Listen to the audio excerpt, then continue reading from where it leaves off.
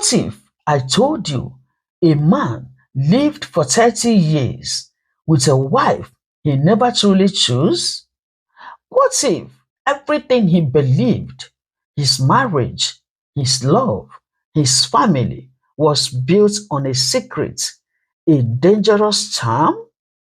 And then one morning, he woke up and remembered everything. The woman beside him became a stranger. The children he raised meant nothing to him, but the name he screamed was the woman he was supposed to marry. This is not just a story of betrayal, it is a story of destiny delayed, truth revealed, and a love that refused to die.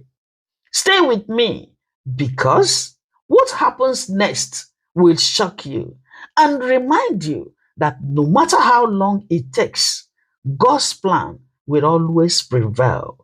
Welcome to Olubeauty African Folktales channel.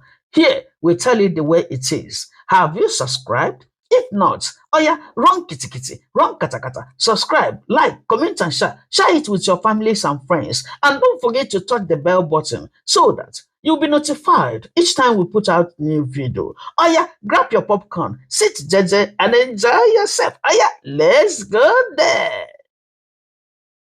In the quiet, wealthy streets of London lived Mr. Ojemba, a respected Igbo businessman whose name commanded honor both in the UK and back home in Nigeria. For 30 years, he had been married to his beautiful wife, Judith, and together they raised 5 children, 3 boys and 2 girls: Kenechukwu, Tobenna, Ifeanyi, Adaobi, and Ujunwa, the last born.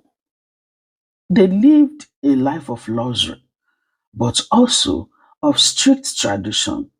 Every December, no matter how busy life became, the Ojemba family returned to their ancestral home in Nigeria. This was not just a family choice, it was a sacred rule established by Uchenna's father, Mazi Ojemba. And he told them and he said, no matter where you live in this world, once it is December, you must come home and celebrate Christmas as one family, okay? He told them, and for decades they obeyed. The morning everything changed. That year marked 30 years of Uchenna's marriage. The entire family traveled to the village as usual. Laughter filled the compound.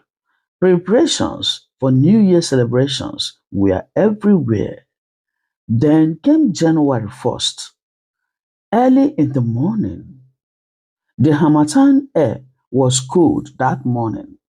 A strange silence hung over the compound, as if the village itself was holding its breath.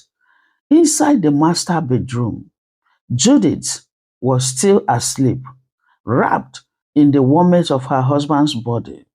Then suddenly, Uchenna's eyes snapped open. He sat up slowly. His breathing became heavy. His eyes moved around the room, confused, searching, unfamiliar. Then his gaze fell on Judith. He froze. His face twisted in fear and anger. He jumped out of the bed as if he had seen a ghost. And he said, "Who are you?" Judith woke up instantly, her heart pounding. And she answered and said, "Oh, Uche, what kind of joke is this now?" But he stepped back, shaking, and he shouted again and said, "Don't come close to me. How did you enter my room? Who sent you?" His voice echoed through the house. Within seconds, footsteps filled the corridor. The door burst open. Kenechukwu rushed in first, and he said, "Daddy, what's going on here?" Mr. Uchenna turned to him sharply, and his eyes was cold, empty, unfamiliar. And he said, "Who are you?"